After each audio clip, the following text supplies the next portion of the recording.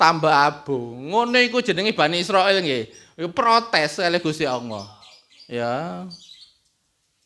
Nah, Nabi Musa ngomong begini, bukankah ya Allah, engkau itu telah menunjukkan kepadaku bahwa ini adalah obat. Kok nggak sembuh? Kan protes.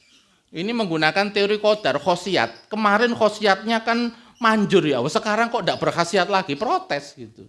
Nah, yang menarik kan jawabannya Allah Subhanahu wa taala. Ya. Aku ini asyafi. Sing nyembuhno iku aku, ora rumput.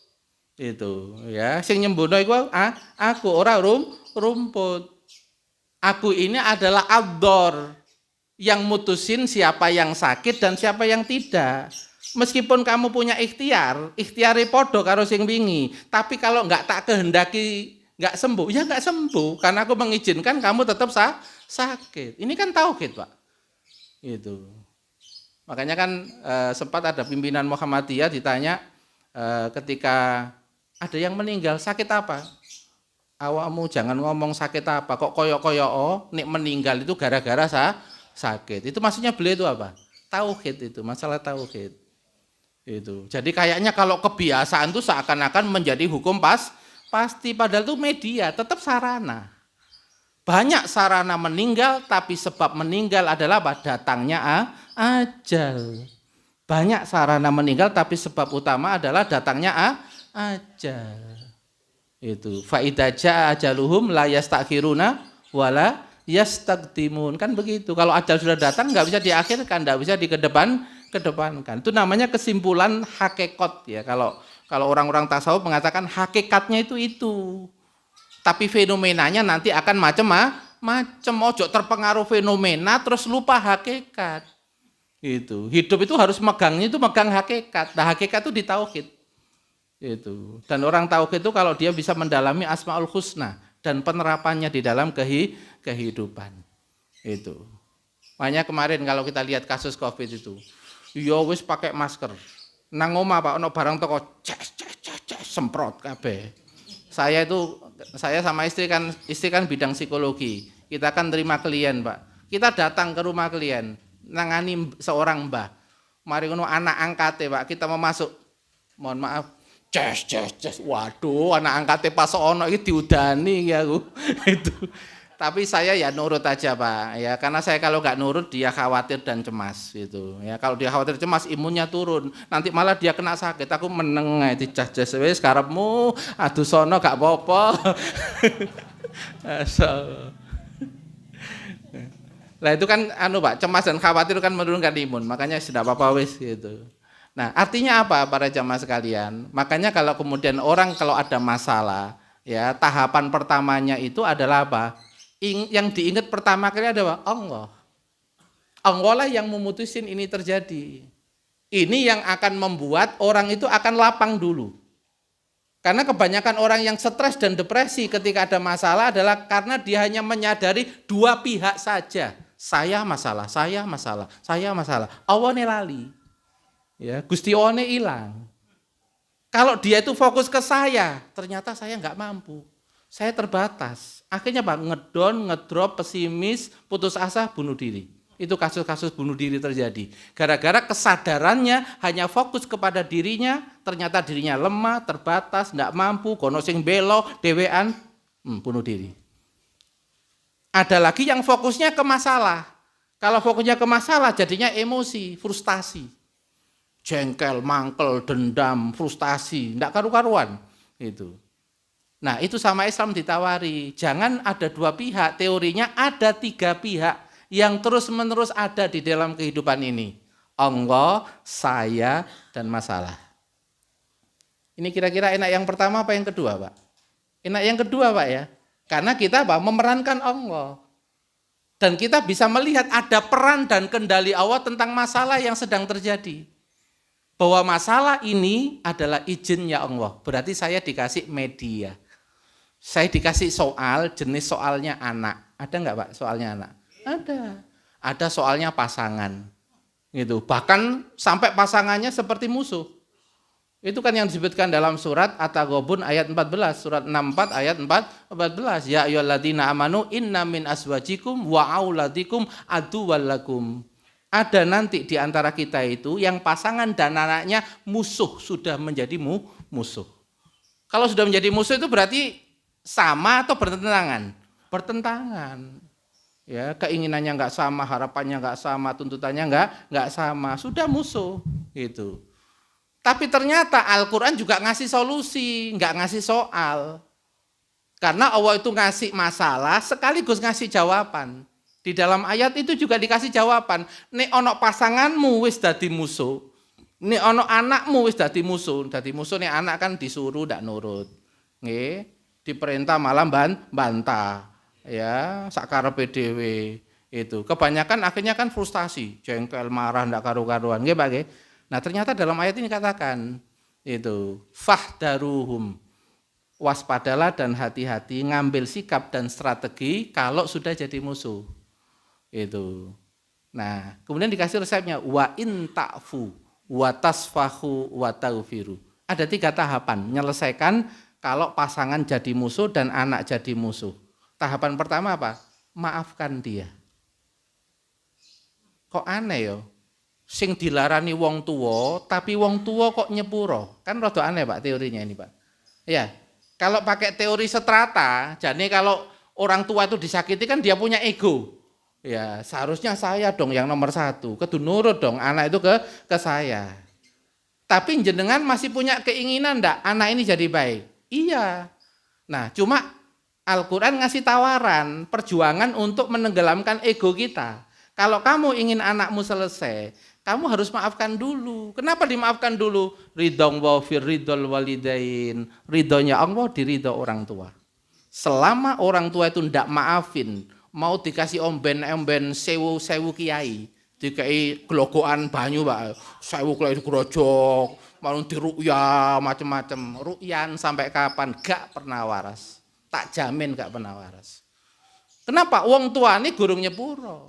Orang tuane belum ridho.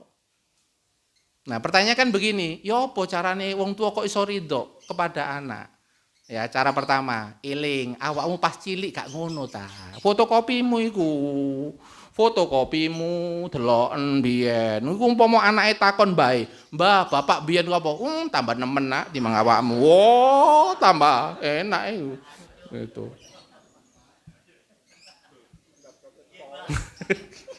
Nggih toh?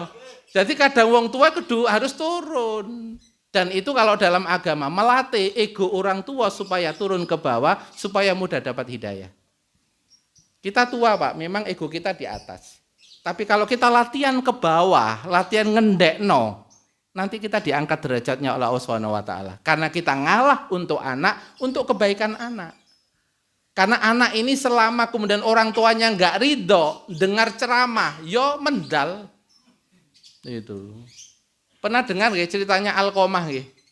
Kan pernah nggih dengar ceritanya Alqomah? Itu padahal kan ahli sholat, juga sering bersama Nabi, tapi ketika sakaratul maut sulit apa badan? Sulit. Kenapa kok sulit? Ibunya belum ridho. Ya.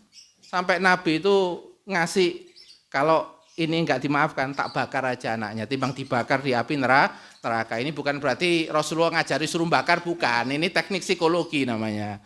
Ya, teknik psikologi nakut-nakuti karena hati ibu yang murni mesti kasihan kepada anak-anaknya. Cuma nakuti. Ketika ibunya ridho, akhirnya sakaratul mautnya mudah apa enggak? Mudah. Itu apalagi ibu 75%, nyalai ibu itu nyalai 75%. Oh. Gak karu-karuan. Tapi ibu di sana juga dilatih menjadi ibu yang sabar. Karena kalau ada anak yang menjengkelkan sama musuh, itu dalam perspektif agama ibunya mau dijadikan ahli sabar. Ini anaknya papat jengkelno kabeh, itu berarti training setahun. Dalilnya apa? Surat Al-Furqan ayat 20. Ya, surat nomor 25 ayat 20. Waja'alna ba'dakum libadin fitnatan atas birun. Waja'alna dan kami jadikan ya sebagian kalian untuk sebagian kalian yang lain fitnatan batu ujian. Atas birun maukah kalian berlatih sabar. Jadi mohon maaf Bu, nanti kalau jenengan itu waj'alni minas sabirin, jadikanlah saya menjadi ahli yang sabar. Itu namanya jenengan lagi nantang dikasih masalah kejengkelan yang banyak, nggih. Karena untuk jadi orang ahli sabar itu harus 1000 kejengkelan.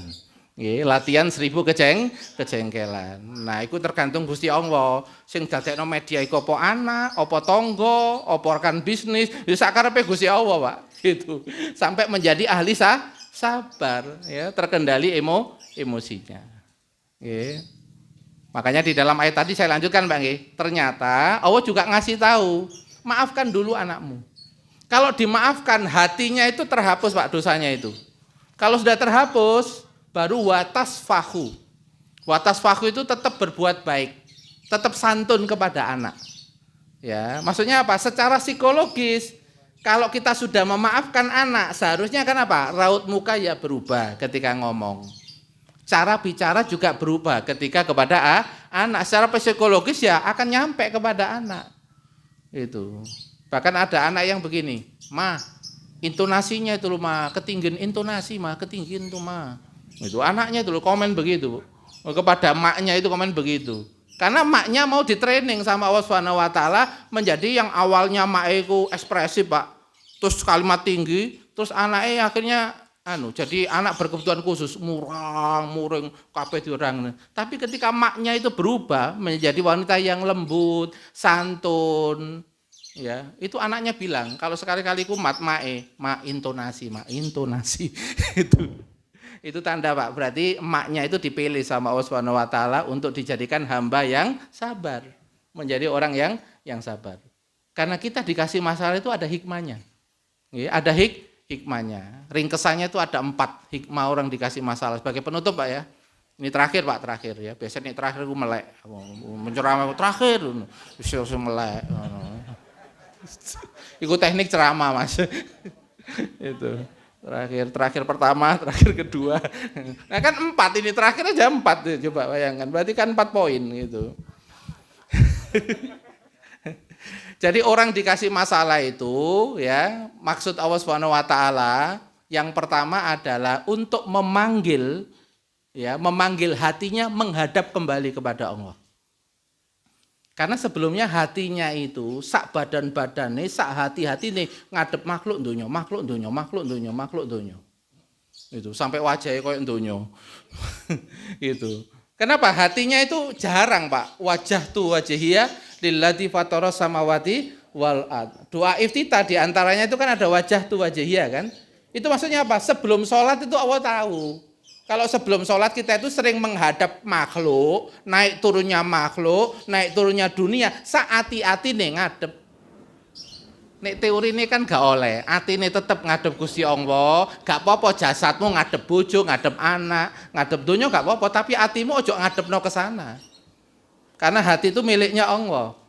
Ya, karena hati itu yang dipandang sama Allah Subhanahu wa taala. Innang woha la yang duru ila suwarikum wa amwalikum. Allah tidak melihat pada rupa dan kekayaan kalian, walakinna innama yang duru ila kulubikum. Aku ndelok atimu sik.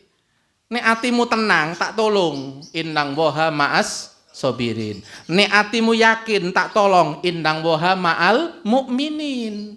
Nek atimu iku sujud nang aku, atimu sujud, innang woha ma'al muttaqin. Orang bertakwa itu kan atine sujud, Pak. Bukan bathuke tok sing sujud. Tapi atine sujud terus nang Gusti Allah. Gak wani sok-sokan iku. Umpama pinter gak wani, Pak, sok-sokan. Saya begini ini kan karena dipaksa panitia. Jadi yo gak wani aku sok-sokan munggah nang kene nang ana wong tua-tua akeh ngene, Pak. Ngapunten, Pak nggih. Maka sing nanggung dosane panitia mboten kula. Kula wau pun mriku. Tapi dipaksa panitia. Nggih mangke urusane kali panitia mawon nggih. Wong kula pun milih sing selamat mau ketua ranting mau iso gak dipaksa gak gelem ya. Tapi apa sing maksa aku akeh ya gak iso aku. Masyaallah nggih. Jadi kalau perumpamanya itu begini, Bu, ya. Ada guru sedang jelaskan, ya. Terus murid-murid itu rame ngomong dhewe, yang dilakukan guru supaya anaknya perhatian, diantem apa, Pak? Ojo penghapus sik bertahap, Pak, kapur. Ojo penghapus sik sakno muridé kok langsung penghapus ya. Pertama ya kapur sing diantem nggih, Pak nggih. Diwantem kapur. Maksudnya guru itu ngantem kapur ke muridnya. Maksudnya apa, Pak? Supaya noleh kembali ke guru, betul nggih? Supaya fokus kembali ke guru. Sama, Allah itu ngelempar masalah. Itu maksudnya ngadep nang aku, njaluk tulung aku, coba garap dhewe. Gak ngatasi awakmu. Iso loro-loron tambahan awakmu mbok atasi dhewe. Njaluk tolong aku ngadep nang aku. Iku nek murid pinter disawat kapur langsung ngadep nang guru. Tapi akeh murid sing gak pinter, ngono digale kapure. Endi kapur mau? Mari ngono dikumpulno Pak terus didol kapure. Wis gak tepak iki. Kok malah fokus masalah, kok gak fokus karo Gusti Allah. Ana meneh sing luwih nemen Pak, diantem kapur. Iku salah-salah karo kon gare rame kon. Iku jenenge apa? Duwe masalah suka keluar. Nyalano sapa iku. Kira-kira Pak, dapat hikmah apa enggak Pak orang ini? Enggak dapat. Oh maksudnya Gusti Allah, nah ngadep aku sih, iku gampang tak atur, kok tak urus. Ngadep aku sih, wong iku makhlukku. Wong iku ya urusan ya termasuk donyaku. Aku ini bisa muyassir kulla asir, bisa memudahkan yang sulit, betul nggih? Bisa menguatkan yang lemah, bisa menunjuki yang tersesat, kan begitu Pak? Nah apa kok khawatir awakmu? Gampang, eksternal itu gampang, awakmu toton sih. Atimu toton, mikirmu toton. Nek ati berarti noto ketenangan. Ala bidzikrillahi tatmainul qulub. Nek ati tenang, pikirane iso jernih, pikirannya juga bisa kreatif. Nek atine tenang, teorinya begitu. Dan Islam ngajari begitu. Nyambung sik nang aku cek tenang. Gitu. Nek wong cemas khawatir Pak, nyambung kesempurnaannya Allah. Allah bisa ngatur semuanya. Nggih. Allah bisa ngatur semuanya. Makanya Bu, tahapan pertama orang ketika dikasih musibah atau masalah berarti apa? Dipanggil. Fafirru ilallah. Kalau sudah dilempar segera belayu nang Gusti Allah. Sprinter Pak iki, fafirru. Nek ikhtiar iku famsu fi manakibiha. Melaku, ikhtiarku mek melaku ngono. Paling banterku sa'i, lari kecil. Nggih Bunda Hajar, gak sampai sprinter. Umpama jenengan kerja keras itu lari kecil maksimal, gak sampai sprinter, Pak. Nek sing sprinter iku ibadahi. Sing sprinter tuh fastabiqul khairat, api-apiane iki termasuk nyumbang mau iku. Nggih niku nggih cepet-cepetan, nggih cepet-cepetan ya banter-banteran nggih. Itu. Clear nggih Pak nggih? Jadi makanya disuruh cepat lari kepada Allah.